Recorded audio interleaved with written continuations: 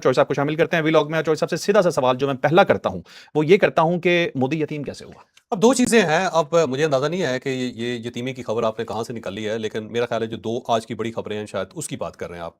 एक तो आरएसएस जो है वो मोदी के पीछे से हट गई है और उसने डायरेक्ट जो है पाकिस्तान के साथ मुज़ाकरात करने का फ़ैसला कर लिया है। और ये एक बड़ी खबर है और बड़ी ब्रेकिंग न्यूज़ है कि आरएसएस जो है उसने अपनी मोदी को कहा है तू साइड से हो और हम डायरेक्ट जो बात करते हैं। उनके जो 2 चीफ्स हैं, एक तो उनका जो प्रेज़िडेंट है उसका नाम मोहन भगवत है और उसने कहा है कि पाकिस्तान के साथ मुज़ाकरात होने चाहिए और हम्म आरएसएस जो बड़ी तगड़ी है, बहुत तगड़ी तंज़ीम है और इंडिया के अंदर वही ज़्यादातर फ़ैसले करती है। और फिर हम्म दूसरे उनके जो सेक्रेटरी हैं, उनका नाम बड़ा लंबा है, दिता तीरे हवस बोले।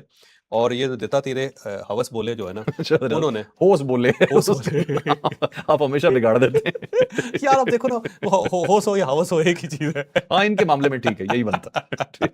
देखो ना, मुझे अंदाज़ा था कि ये तकलीफ आपको देगा।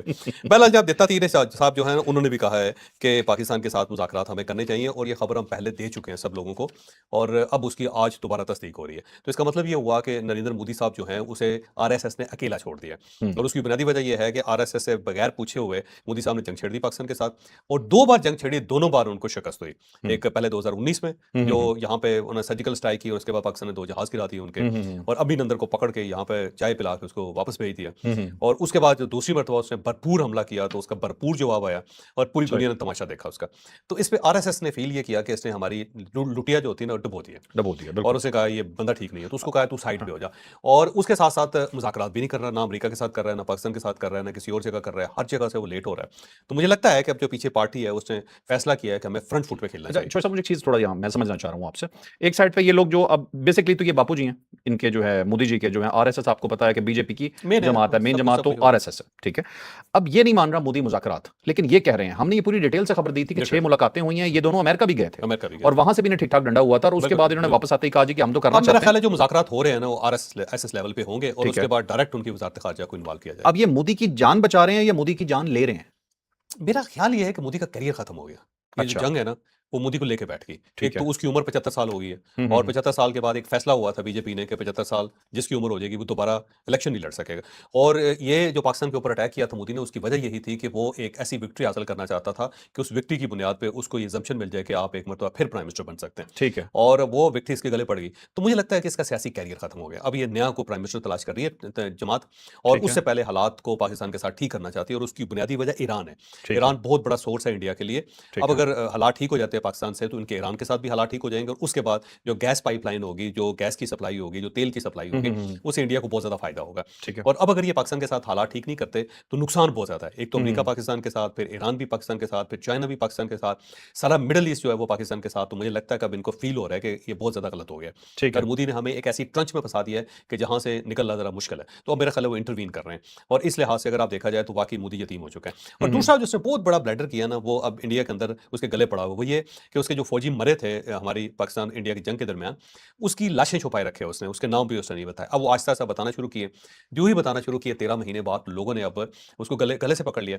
हम्म उसे कहा किस किस्म का प्राइम मिनिस्टर है कि जो शहीद थे, जो मुल्क के ऊपर मर हम्म गए, मिट गए, जिन्होंने कुर्बानी दे दी, जानें दे दी इस हम्म मुल्क के लिए, तुमने उसके नाम छुपा दिए। हम्म तुम्हारे अंदर इतना हौसला नहीं था, करेज नहीं था कि तुम उन लोगों को जो डेकोरेट होने वाले, उन हम्म। लोगों को तुम पब्लिक के सामने पेश करते कि ये वो सपूत हैं जिन्होंने मुल्क की हिफाज़त की है। आपको याद होगा उसको तुमने छुपा लिया। अब ये भी उसके हम्म गले पड़ा हुआ है। तो ये सारी चीज़ें मिल के ना मुझे लगता है कि मोदी का करियर जो है ना, वो फिनिश हो गया। मोदी का भी और उसकी पूरी काबीना का भी। इनका कभी ना वो कभी। राजनाथ सिंह जो इनका डिफेंस राजनाथ मिनिस्टर है, वो चले हुए मिसाइल के मुंह वाला अजीब सी शक्ल क्या है, बात है बहुत यार! घटिया आदमी है। शक्ल उसने की भी नहीं बात ना माना, शक्ल डिफेंस की बात मिनिस्टर ना ने भी नहीं किया माना। कर, शक्ल की बात ना किया कर। ये शक्ल अल्लाह ताला की तरफ से दी होती है। अब बात ऐसी कर देते हैं, मैं कुछ कह नहीं सकता, गाली तो इसे इन्हें बड़ी देना चाहता हूं मैं। अच्छा अच्छा साहब, आते हैं नेक्स्ट स्टोरी पे। नेक्स्ट स्टोरी जो है वो आयतुल्लाह खामनाई के खून के बदला लेने का ऐलान किया है और क्या एक खास निशानी मिली है उनके बेटे को? देखिए जी, एक तो आयतुल्लाह अली ख़ामनाई साहब जो है ना, ये एक ऐसी शहादत है कि जो बड़े अरसे तक जो अमेरिका और ईरान के दरमियान रहेगी। हम्म। वो एक कब्र होती है, कुछ कब्रें होती हैं ऐसी कि जो मुल्कों के दरमियान हर वक्त रुकावट बने रहती हैं। सही। तो ये एक ऐसी कब्र है, ये एक ऐसी मैयत है जो कभी भी अमेरिका को ईरान के करीब और ईरान को अमेरिका के करीब नहीं जाने देंगे। सही। यही वजह है कि आज तक देख लें कि जेडी वैंस के साथ या उसके वेटकॉफ के साथ या कुशनर के साथ जितनी भी मुलाकातें हुई, इनके वक्त की एक भी तस्वीर नहीं छपी। हम्म। क्योंकि सबको पता है कि जिसकी अमेरिकन के साथ तस्वीर छप गई, वो उसके बाद ईरान नहीं आ सकेगा। और सही। अभी जब इनका जनाजा होगा तो देखना कि वो मुस्लिम हिस्ट्री का सबसे बड़ा जनाजा होगा। ओके। और लोग लोग जिस तरह आएंगे, यानी 2 करोड़ लोगों को तो तोको कर रहे हैं ना वो, मेरा ख्याल है अच्छा, इससे ज्यादा 2 करोड़ से ज्यादा लोग ज्यादा होंगे लोग होंगे, इस ठीक है, जनाजे में, और जो हेड ऑफ स्टेट्स आएंगे वो भी आप देख लेना। ठीक तो है। ये जो इतना बड़ा जनाजा है ना, वो मेरा ख्याल है वो एक बहुत बड़ी दीवार बनेगा अमेरिका और हम्म, ईरान के दरमियान। तो आयतुल्लाह खामनाई साहब जो हैं, उनको जाहिर है बहुत लोग शहीद को बहुत ज्यादा लोग पसंद करते हैं, वो समझते हैं कि इसराइल ने और अमेरिका ने हमारे साथ बड़ा जुल्म किया है और इस जुल्म का बदला लेना चाहिए।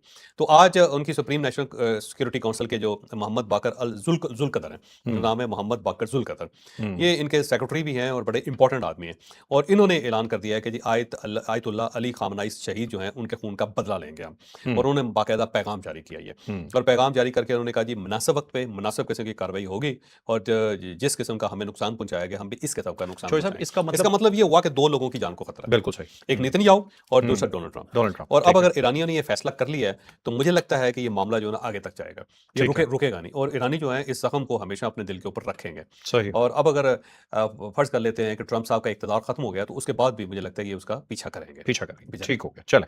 अब नेक्स्ट स्टोरी बिल्कुल चौधरी साहब इसकी ऑपोजिट है। अब हुआ ये कि जिस तरह मोदी यतीम हुआ है ना, इसी तरह नेतन्याहू भी यतीम हो गया। लेकिन ये जो एक मुट्ठी वाली चीज़ है, वो हाँ, मैं बिल्कुल, बताता बिल्कुल, जाऊँ कि एग्जैक्टली, जो मुश्तबा खामनाई साहब है, साहबजादे भी हैं आयतुल्लाह अली खामनाई साहब के, और उन्होंने ये इंकशाफ किया आज, उन्होंने कहा जी कि जब मैंने अपने वालिद की मैयत देखी तो उनकी मुट्ठी बंद थी, ठीक और है, ये ईरान के अंदर जो मुट्ठी बंद होना है, इसका मतलब अज़्म का है, मज़ाहमत की अलामत है। हम्म, जब भी आप मज़ाहमत करना चाहते हैं, या आप लड़ना चाहते हैं, या आप मुकाबला करना चाहते हैं, तो आप अपनी मुट्ठी बंद रखते हैं। हम्म, तो मेरे वालिद ने अपनी मुट्ठी बंद रख के शहादत के वक्त ये मैसेज दिया ईरानी कौम को कि हमने मज़ाहमत करनी है, हमने मुकाबला करना है, हमने पीछे नहीं हटना। तो बिल्कुल इसका सही, मतलब ये आखिरी मैसेज जो है, वो शहीद आयतुल्लाह खामेनी आयतुल्लाह का, अली खामनाई साहब का वो ये है कि मज़ाहमत करनी है, मुकाबला करना है, पीछे नहीं हटना। तो बिल्कुल अब ठीक ये है। जो उन्होंने मैसेज दे दिया ना, ये बड़ा सीरियस है कौम के हम्म, लिए और अमेरिका के लिए भी। इसीलिए ईरानी कौम में गुस्सा दोबारा गुस्सा से आ रहा है वो गुस्सा उसी तरह बहुत से, बिल्कुल सही। गुस्सा अच्छा बहुत। चौधरी साहब, अब ये इशू है कि पहले मदरलैंड और फादरलैंड, पहले मदरलैंड यतीम हुई, अब फादरलैंड यतीम हो रही है। आपको पता है वहां जाके कहा था, फादर फादर का फादरलैंड कह दिया था इसराइल को मोदी ने जो है, तो दोनों जलील हो रहे हैं। अब यहाँ पे इसने ये कहा है कि हम अब डायरेक्ट हमले करेंगे ईरान डायरेक्ट पे। हम देखो, वो नेतन्याहू का पुराना प्रोजेक्ट है, वो ये समझता है कि हमें इतना मजबूत होना चाहिए कि हमें किसी और मुल्क की मदद की जरूरत ना पड़े, अमेरिका की ना हो, यूरोप की ना हो, और मिडल ईस्ट की ना हो। ये अच्छा, एक पुराना ख्वाब है इसराइलियों का, ये ज़हन में रखो। तो वो अच्छा, कहते हैं कि हम सुपर पावर हैं, और वो ये समझते हैं कि हमारी वजह से बहुत सारी सुपर पावर्स हैं, हम नहीं होंगे तो कुछ भी नहीं होगा। तो ये उनका एक ख्वाब है, ये उनका ख्याल है, ये उनका एक आइडिया है कि हमें सुपर पावर होना चाहिए। तो अब नेतन्याहू जो है ना, अपनी कौम को उस साइड पे लेके जा रहा है कि हम सुप्रीम कौम है, और जब हम सुप्रीम हैं तो हमें फिर किसी की मदद की ज़रूरत नहीं, तो हमें टकरा जाना चाहिए सबके साथ। तो वो ये कहता है, वो ये कह रहा है, अपनी कौम को ये मैसेज दे रहा है, मुख्तलिफ तकरीरें कर रहा है, बहुत सारी जगहों पे आर्टिकल लिखवा रहा है, अपने एक मैसेज जो सोशल मीडिया के ऊपर वायरल करने की कोशिश कर रहा है कि इसराइल को अपनी लड़ाई खुद लड़नी चाहिए, हमें अमेरिका की मदद की ज़रूरत नहीं, हम अपने हथियार खुद बनाएंगे और हम खुद मुकाबला करेंगे, और हम अगर 1 करोड़ लोग हैं, तो ये 1 करोड़ हमारी फौज है, जो दुनिया की सबसे बड़ी फौज है बकौल उसके। तो अब वो चाहता है कि ईरान के ऊपर डायरेक्ट हमला किया जाए, लेकिन मुझे नहीं लगता कि इस वक्त कोई इसराइल इस टाइप का वेंचर कर सकता है, क्योंकि एक तो ईरान तगड़ा बहुत है, और ईरान को अगर किसी ने रोका हुआ है तो वो अमेरिका ने। अब अमेरिका अगर पीछे हट जाता है, या अमेरिका को वो डॉज करवा के खुद हमला कर देता है, और अमेरिका उसको सपोर्ट नहीं करता, तो फिर ये सिर्फ ईरान नहीं बल्कि पूरा मिडल ईस्ट जो है ना, उसको पीस के रख देगा। फिर तो लेबनान ही काफ़ी है उसके लिए, चौधरी साहब एक फिर अदर सीरिया ही काफ़ी है, एक फिर मिस्र ही काफ़ी है, फिर जॉर्डन ही काफ़ी। ठीक है, फिर एक other side of the story भी तो है ना। अगर ये हमला करता है डायरेक्ट, जो कह रहा है नेतन्याहू कि मैं करूंगा, मुझे जरूरत पड़ी तो मैं डायरेक्ट ईरान पे हमला करूंगा, तो कहीं मुआहदा ही खत्म ना हो जाए। ईरान तो अमेरिका पे भी इतबार नहीं करता। ज़ाहिर है फिर तो डिफिकल्ट हो जाएगा मसला, अगर ये फ़र्ज़ करें इसराइल डायरेक्ट हमला करता है तो डेफिनेटली। और उसके दरमियान लिखा हुआ है मुआहदे के अंदर कि आपने लेबनान की जंग रोकनी है, बाकी जंगें रोकनी है जितनी प्रॉक्सीज़ हो रही हैं, इसराइल को आपने नष्ट डालनी है। तो अब अगर इसराइल हमला करता है तो डायरेक्ट फिर अमेरिका से पूछेगा ईरान। तो अब ये देखें ना कि इसराइल की सूरत-हाल क्या है। हिज़्बुल्लाह जो है, छोटी सी तंजीम है जिसे स्टेट तस्लीम नहीं करती, उसे कहती है कि नॉन स्टेट एक्टर है, नॉन ठीक स्टेट है। एक्टर। अब नॉन स्टेट एक्टर जो है ना, उसने मत मार के रखी हुई है इसराइल की, और इस वक्त भी अमेरिका जो प्रेशराइज कर रहा है हिज़्बुल्लाह को, और हिज़्बुल्लाह जो है ना, उसको ईरान अब वो सपोर्ट नहीं कर पा रहा, ईरान खुल के जिस तरह पहले करता था, ठीक है। क्योंकि उसके पास खुद वेपन्स नहीं है। तो इस सूरत हाल में भी अगर हिजबुल्लाह जो है उसने मत मार के रखी हुई इसराइल की, तो कल अगर फर्ज कर लें कि अमेरिका नहीं होता, तो हिजबुल्लाह ही काफ़ी, उस साइड पे हमास ही काफ़ी। ठीक तो है, फिर इसराइल का बचना इतना आसान काम नहीं होगा। बिल्कुल सही। चले अब चलते हैं नेक्स्ट टॉपिक। जो साहब ट्रंप ने मुख्तलिफ बयान दिए हैं, कुछ अच्छी चीजें कुछ बुरी चीजें, जरा ये बताइए। ट्रंप ने कहा है जी कि बहुत अच्छी बातचीत जो चल रही है कतर के अंदर, और खिते में अमन जो है वो बहुत जल्दी हो जाएगा। एक तो उसने ये कहा है। अब वहाँ पे सूरत ये है कि वहाँ पे कुशन गए हुए हैं, वहाँ पे वेटकॉफ गए हुए हैं, और ईरानी वफ्द जो है ना, उसने इनके साथ डायरेक्ट मीटिंग करने से इनकार कर दिया। पहले तो ईरान आ ही नहीं रहा था, अब अगर वो आया हुआ है तो इनडायरेक्ट जो है ना इनके साथ डायलॉग हो रहा है वाया कतर। यानी एक साइड से वो मैसेज आता है कि इस ये साइड से मैसेज मैसेज आता आता है, और कतर जो है इस साइड से पाकिस्तान का वफ्द भी वहाँ पे मौजूद है। ठीक है। तो वो जो डायलॉग जितने भी हो रहे हैं ना, वो है। अब ईरान की जो डिमांड है ना, सबसे पहली वो ये है कि हमारे $6 बिलियन थे, ठीक है। अगर आप नहीं देंगे तो ये मुज़ाकरात रिज्यूम नहीं होंगे। अब हम्म, मुझे लगता है एक खबर ये भी चल रही है कि $3 बिलियन, यानी 3 बिलियन डॉलर जो है वो अदा करने के लिए तैयार हो गया। अमेरिका तैयार हो गया, अमेरिका तैयार ये मतलब खबर वो कंफर्म है। 6 बिलियन डॉलर तो देखिए हम्म, उनके पास, कतर के पास पड़े हुए हैं, पुराने हैं, 2023 के हैं, हम्म, वो तो उन्होंने देने ही देने हैं उसके। अब और ईरान ये कह रहा है कि चलो वो तो दो, नए ना दो, चलो वो तो दो, हमें कुछ ना कुछ हमारा मामला तो सीधा हो। अरब मीडिया ये दावा उसके कर रहा है कि हो गया। हो गया 3 बिलियन डॉलर जो उन्होंने देंगे, मुझे लगता है कि 6 बिलियन डॉलर ये हो जाएगा। सही है। ये इसको अमेरिका रोक नहीं सकेगा, और ये कतर जो है उसने कमिटमेंट भी की हुई है कि बिल्कुल अगर अमेरिका रुकेगा रोकेगा भी तब भी हम आपके ये पैसे आपके हवाले करेंगे। ठीक है। ये कमिटमेंट है कतर की। और सऊदी अरेबिया जो है उसकी भी कमिटमेंट है कि कमिटमेंट 6 बिलियन डॉलर तो हम आपको दे देंगे, 12 बिलियन डॉलर इन दोनों ने मिलकर पूरे कर देने हैं ईरान के। सही तो सही। ये जो है ना मुझे लगता है, और अमेरिका जो वो साइड पे डोनाल्ड ट्रंप कह रहा है कि पैसा नहीं देंगे और न्यूक्लियर बम नहीं बनाने देंगे, न्यूक्लियर बम पहले नहीं बना रहा भाई वो। ठीक, पैसे अब मुझे लगता है कि इनको देने पड़ेंगे, और अगर नहीं देंगे तो आपने हुर्मस नहीं चलेगी फिर। बिल्कुल ठीक है। अच्छा, मुझे एक छोटा सा एक और चीज़ भी लगती है कि ये ईरानी भी जो सीरियस सिर्फ जेडी वैंस को लेते हैं, ये कुशनर और जो दूसरा है, इसका प्रॉब्लम ये है कि ये सिर्फ भेजे हुए हैं जलील करवाने के लिए अमेरिका ने रखे हुए दोनों हैं। इसराइली यहूदी है ना, यहूदी हैं दोनों। यहूदी, इस वजह से ईरानी थोड़ा सा लिफ्ट नहीं करवाते इनको। मुझे लगता है ये भी सिर्फ पैगाम रसानी कर रहे हैं कि जो इनके पास आता है ये आगे से पूछ के यहाँ ना कर रहे हैं, इनके अपने पास क्या हो सकता है, दोनों इन का दोनों कुछ को है ही। डेवलप कर रहा है डोनाल्ड ट्रंप ना, ये डेवलप कर रहे हैं हाँ, दोनों को। दोनों को डेवलप कर रहा है। एक तो उनका दामाद है, उनको पॉलिटिक्स में लेके आना चाह रहा है, उनकी ट्रेनिंग कर रहा है, और दूसरा जो उनका दोस्त है बिजनेस उसका। दोस्त है, बिजनेस पार्टनर है, बहुत बड़ा डेवलपर है, उसको भी डेवलप करना चाहता है। मसलन अगर ये हमास के साथ मामला जिनका हुआ था गजा के अंदर, तो ये विटकॉफ ने आके वहाँ पे बहुत बड़े बड़े होटल बनाने थे और ओके। अपार्टमेंट्स बनाने थे। ठीक है ठीक है। विटकॉफ उनका इन्वेस्टर है। ये देखिएगा गजा के अंदर अगर अमेरिका ने कोई प्रोजेक्ट शुरू किया तो विटकॉफ नंबर 1 होगा वहाँ पे। बिल्कुल सही। चले जो साहब आगे चलते हैं। अब जर्नलिस्ट हैं सीनियर, दोनों ही सीनियर जर्नलिस्ट हैं। एक के हमने बारे में पहले बात भी की थी, पेपेस को बात की, इन्होंने एक पॉडकास्ट किया और इसके अंदर इन्होंने एक दावा कर दिया, दावा बहुत बड़ा है। अब इसके दो एस्पेक्ट हो सकते हैं, अब मैं देखना चाहता हूं कि आप इसके ऊपर क्या राय रखते हैं। वो कहते हैं कि आबनाए हुर्मस जो है इसके ऊपर जो कंट्रोल है ईरान का और ओमान का, या जो होना चाहिए, ये पाकिस्तान की मर्जी से हो रहा है, पाकिस्तान इसके पीछे और पाकिस्तान के पीछे चीन है। आपको क्या लगता है, बात ठीक है? अब देखिए पाकिस्तान तो हो सकता है सारे सिनेरियो के अंदर, क्योंकि पाकिस्तान ज़ाहिर है ईरान और अमेरिका के दरमियान है, और इन दोनों का दोस्त भी है, और उससे मामला सेटल भी किए हुए हैं। और अब ये जो एक वहाँ पे सर्विसेज टैक्स लगाया जा रहा है, पाकिस्तान इसका हामी है, वो हामी समझता है कि लगा देना चाहिए ताकि मसला हल हो। थोड़े से पैसे हैं और हर जहाज़ जो है वो देने के लिए तैयार है। 2 मिलियन डॉलर वो कहते हैं जी हम देने के लिए तैयार है पर जहाज़। ठीक तो है। उसमें उन्होंने कहा जी कि इतनी बड़ी रकम नहीं है, ये अगर दे के आपकी जान बचती है, छूटती है तो दे दें आप, क्या फ़र्क पड़ता है उसमें। और साथ ओमान को रखें और ईरान को रखें ताकि सिर्फ डायरेक्ट ईरान के पास ना जाए। तो ये तो कहा जा सकता है कि पाकिस्तान इनके दरमियान हो सकता है, लेकिन क्या चाइना भी है? ये मुझे थोड़ी सी थ्योरी अजीब सी लगती है। उसकी बुनियादी वजह ये है कि ओमान जो है ना वो ये अमेरिका के बहुत करीब है। ओमान करीब है, बहुत करीब है, उसे धमकियां भी तो देता है। बहुत करीब है। नहीं नहीं, धमकियां तो ऐसे सबको देता रहता है डोनाल्ड ट्रंप, लेकिन ओमान बहुत करीब है इनके। ठीक और है। उसकी वजह ये है कि ये जो इनके जो सुल्तान है ओमान के, ये हम्म आज तक किसी के साथ लड़े ही नहीं। ये हम्म। लड़ते ही नहीं है, ये अमन से रहते हैं, बल्कि इनका कॉन्फ्लिक्ट चल रहा है सऊदी अरेबिया के साथ। और सऊदी अरेबिया के साथ सऊदी अरेबिया ने कहा ये हमारी ज़मीन है, इसने कहा जी आप ले लें। इस हद तक ये नरम लोग हैं। ये ठीक है। कहते हैं कि हमें किसी कॉन्फ्लिक्ट में पड़ने की ज़रूरत नहीं, हमें सिर्फ अपने आप को एस्टैब्लिश करना चाहिए। और हम्म। वहाँ पे अमेरिकन बेसिस भी हैं, ये भी हम्म। ओमान के अंदर। ठीक तो है। ये अमेरिका को नाराज़ नहीं कर सकता ओमान, ये ज़हन में रखें। तो अब अगर ये आपने हुर्मस जो है ना, अब स्कीम देखें, ईरान ये कहता है कि जी हमने इसके ऊपर कब्जा करना है, सही। और ओमान ये कहता है कि हम इसके पार्टनर बनने के लिए तैयार हैं। इसका मतलब ये हुआ कि अमेरिका ने अपना एक पार्टनर रखा हुआ है वहाँ अपना पे, बंदा छोड़ दिया अपना एक पार्टनर रखा हुआ है ठीक है। कि अगर ईरान और ओमान दोनों मिलकर भी करते हैं तो एक पार्टनर जो होगा वो अमेरिकन होगा। तो अमेरिका का डायरेक्ट नहीं है तो ओमान के जरिए तो अमरीकी मुफादात अमेरिकी मफादात सेफ रहेंगे। सेफ हैं, सिक्योर है ओके। वहाँ पे। ठीक तो है। मुझे लगता है कि फीस तो सर्विसेज फीस आएगी, हम्म ये होगी, और ये इम्प्लीमेंट होगी। और ठीक है। अमेरिका जो है ना इस मौक़िफ़ से थोड़ा-सा पीछे हटेगा, और ये ओमान और ईरान दोनों मिल के करेंगे। सही। लेकिन क्या चाइना भी है? लेकिन मुझे नहीं लगता कि चाइना इस सारे मामले में मे बी इस पूरे उसकी, रीजन पे कंट्रोल करने के लिए। मुझे नहीं लगता कि अमेरिका कंट्रोल करने देगा अब किसी होता को है भी। इंडियंस को बड़ी आग लगी हो कि पाकिस्तान अपनी जो फ्लीट्स है या आबदोज़ें हैं वो बे ऑफ बंगाल तक भी ले जा रहा है, उन्हें बड़ी तकलीफ हो रही है। मतलब ये उन लोगों को दिन रात पाकिस्तान के ख्वाब आते रहते हैं ना कि हम पता नहीं क्या-क्या कर रहे हैं। ठीक है। अच्छा चलिए सर नेक्स्ट स्टोरी। अब नेक्स्ट स्टोरी ऐसी है कि 200 ऐसे सोल्जर्स हैं जिन्हें एटम बम भी नहीं मार सकता, लेकिन मुझे एक शक है। हुँ। वो शक ये है कि इंडिया के पास ऐसा बम है जो किसी भी सोल्जर को जो है ना वो मुतासिर कर सकता है। यार आप ऐसे वाहियात बात कर रहे हो। गोबर बम की बात यार कर रहा हूँ। बस। स्मेल से तो कोई भी नहीं बच सकता ना। अच्छा चले मुझे ये बताएं कि ये यहाँ 200 पे स्मेल आनी शुरू हो गई मुझे। 200 सोल्जर्स की कहानी बताओ। आपको पता है एटम बम से सिर्फ कॉकरोच बच सकता है, और हम्म। कहते हैं कि अगर कोई एटम बम से बचने की दवाई बनी तो कॉकरोच से बनेगी। मोदी बच क्योंकि जाएगा। उसकी उसकी वजह यह है कि जब ये नागासाकी और हिरोशिमा पर बम गिरे थे तो हम्म। कॉकरोच बच गए थे, और उसके अलावा जब कोई चीज़ भी नहीं बची थी। इवन वो 3000 सेंटीग्रेड तक टेम्परेचर चला गया था ना जी, और उसमें जो लोहा था पिघल गया, और पुल जो थे पिघल गए, और जो कंक्रीट की बिल्डिंग्स थी वो सारी राख बन के खत्म हो गई सारी। इवन पानी के अंदर भी जाके लोगों को आराम नहीं आता था, लोग झुलस गए, तो झुलस गए, बहुत खौफनाक था। बल्कि खौफनाक। जो लोग बच गए थे वो पूरी जिंदगी ये कहते रहे कि हम मरे क्यों नहीं। यानी मौत जो थी बचने से ज्यादा बदतर थी, बदतर थी बिल्कुल। यानी बचना मौत से ज़्यादा बदतर था। तो ये सूरत और मौत बेहतर लग रही थी बचने से। ये वहाँ पे सिनेरियो था उस वक़्त। तो कॉकरोच बच गए सारे सिनेरियो के अंदर। लेकिन बहरहाल अब इसके ऊपर तो बड़ी रिसर्च हो रही है आज तक कि कॉकरोच के अंदर ऐसा कौन-सा एलिमेंट है जिसकी वज़ह से ये एटम बम कॉकरोच से का भी तो बच जॉय जाता साहब है। कहते हैं कि सर काट दें तो 7 दिन तक जिंदा रहता है। रह सकता है। क्योंकि उसकी वजह ये है कि दिमाग तो इस्तेमाल नहीं करता हूँ। मोदी। अब देखो कॉकरोच पार्टी बनी है इंडिया के अंदर बड़ी टका के और उसने जो बाकी पार्टीज़ हैं उन सबका तिया पंचा कर दिया। बेड़ा गर्क करके रख दिया उनका। अच्छा पाकिस्तान के अंदर भी एक सूंडी पार्टी बननी चाहिए, सूंडियों की तरह से।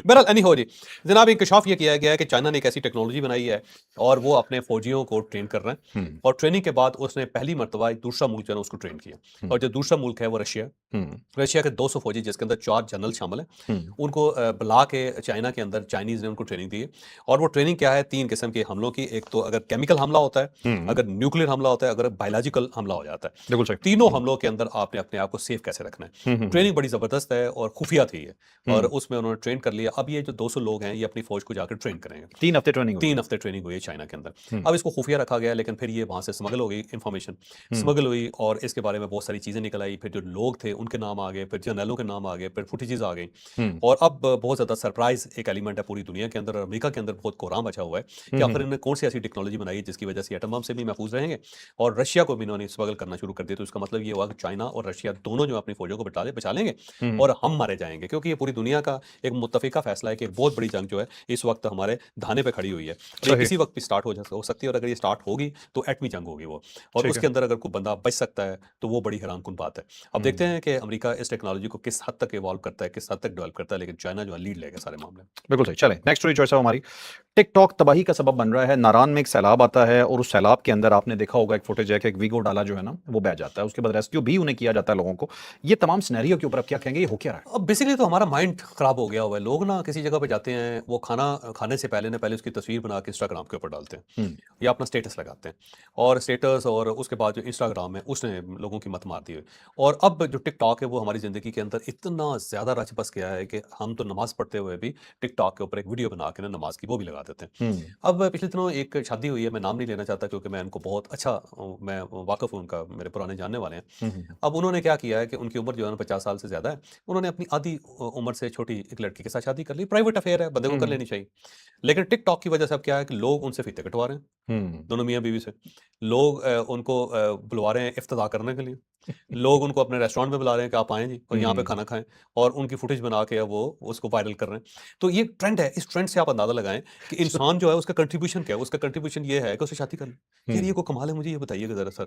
लेकिन ये टिकटॉक जो है ना इसने पूरा माइंडसेट जो है ना वो बदल के रख दिया पूरी सोसाइटी का। सही। अब ये बंदे थे, ये गए यहाँ से और ये पंजाब से गए। अब एक तो हम्म, पहाड़ी इलाकों का इनको नहीं पता, दूसरा हम्म, इनको नहीं पता कि अचानक पानी आता है, रेला आता है और बड़ा खौफनाक आता है। ये किसी की गाड़ी माँग के ले गए होंगे या हो सकता है किराए पे लिए हो या कोई एक मज़लूम आदमी जो है जिसकी गाड़ी हो उसके साथ 4 बंदे और चढ़ गए होंगे, ठीक है हम भी चलते हैं वहाँ पे। और ये दरिया के अंदर पहुँच के दरिया कुनहार के अंदर पहुँच के बारिश हो रही थी और इन्होंने वहाँ पे टिकटॉक बनानी शुरू कर दी। अचानक एक रेला आया और उसके बाद जो कुछ इनकी गाड़ी के साथ हुआ पूरी दुनिया ने देखा। दुनिया ने देखा अब बिल्कुल। बड़ी मुश्किल से रेस्क्यू वाले लोग वहाँ पे पहुँच गए और उन्होंने 5 लोगों की जान बचाई। ये इस कदर आमक लोग थे कि जब आपको रेले में फँस गए तो कम से कम अपनी जान तो बचा लो। अब हम्म, वहाँ पे ऊपर खड़े हुए हैं, फुटेज बन रही है और इस बात पे खुश हैं कि देखें जी हमारी गाड़ी जो है ना इस तरह पानी के अंदर तैर रही है। तब भी शायद उन्हें ये लग रहा होगा जी वीगो पे हम निकाल वीकू लेंगे के इससे। ऊपर निकाल लेंगे सारे। अब 2-3 बंदे पीछे हैं, 2 एक अंदर अंदर बैठे हुए। बैठे हैं। जिस तरह वो अंदर बैठा हुआ बंदा निकला, अगर वो गिर जाता और बह जाता तो तो उसके सब बाद क्या होता? आपने फुटेज अगर आखिर से देखी हो ना तो आखिरी बंदा जब रेस्क्यू हो रहा था तो गाड़ी डूब गई थी। गाड़ी डूब गई। उसके बाद गाड़ी उल्टी हुई डूब गई। उसके डूब बाद गई। वो आप अभी तक नहीं मिली और अगर मिल भी जाए तो उस गाड़ी को फिर गाड़ी नहीं कहा जाएगा। वो हम्म, कीचड़ के अंदर इतनी दफ़न हो चुकी होगी कि मुकम्मल तौर पे खोखा होगा जिसको आप साफ़ भी नहीं कर सकेंगे। खबर आ रही है शेखुपुरा से थे 5 लड़के, 5 लड़के। शेखुपुरा। ये जो पंजाब से लोग आते हैं ना गर्म इलाकों से, इनको नहीं पता होता कि पहाड़ी इलाके क्या होते हैं। मैं बस मरी जाता हूँ ना सर्दियों के अंदर, हम्म, आप यकीन करें कि लोग आते हैं स्लीपरों में हम्म, और गाड़ियों के अंदर आम नॉर्मल गाड़ी होती है उनकी अच्छा। और नॉर्मल गाड़ी के अंदर स्पीड मार रहे होते हैं बर्फ़ के अंदर ओह। और इसलिए हर बार इस टाइप के हादसे होते हैं। हम्म, जब भी यहाँ पे सैलाब आते हैं, मानसून होता है, देख लो हर मर्तबा कोई ना कोई हादसा होता है। इसकी वजह ये है कि लोग ज़िम्मेदार हैं, गवर्नमेंट ज़िम्मेदार नहीं है। लोगों को अपनी सेफ्टी का एहसास नहीं, लोगों को पता ही नहीं है कि पानी क्या है, पहाड़ी इलाका क्या है, स्लिप कैसे होती हैं चीज़ें। हम्म, लोग बस टिकटॉक बना रहे होते हैं। टिकटॉक बना रहे वायरल होना। हैं, वायरल होना है। मैंने एक तो माफ़ी चाहता हूँ, एक गाड़ी के अंदर देखा कि लोग जो थे उन्होंने कैमरा लगाया हुआ था और गप्पे लगा रहे हैं और गाड़ी के अंदर हुक्का पी रहा है एक बंदा और उसके बाद थोड़ी देर बाद वो एक्सीडेंट हो गया और मर गए सारे के सारे और बस। टिकटॉक लाइव चल रहा था। वाकई ये माइंडसेट बहुत चेंज हो गया, लोगों को इस पर बड़ा एजुकेट करने की जरूरत है। Educate चौधरी साहब करने हमारा बिल्कुल आखिरी टॉपिक आ गया, प्रोड्यूसर साहब इशारे कर रहे हैं। अच्छा, अब चौधरी साहब ये है कि शानदाना गुलजार के अपने वाले से बात की, आपने बिल्कुल ठीक बात की 21वें ग्रेड की। तो मेरे जहन में एक चीज़ आ गई कि मैं काफ़ी अर्से से कंपेन देख रहा हूँ पीटीआई के, सोशल मीडिया की, या जो दावा करते हैं कि हम पीटीआई के, जो बाहर बैठे हुए लोग हैं। वो कहते हैं जी 21वें ग्रेड का उन्होंने एक ताना बना दिया है, और ये ताना उन्होंने बनाया है बेसिकली फील्ड मार्शल के लिए।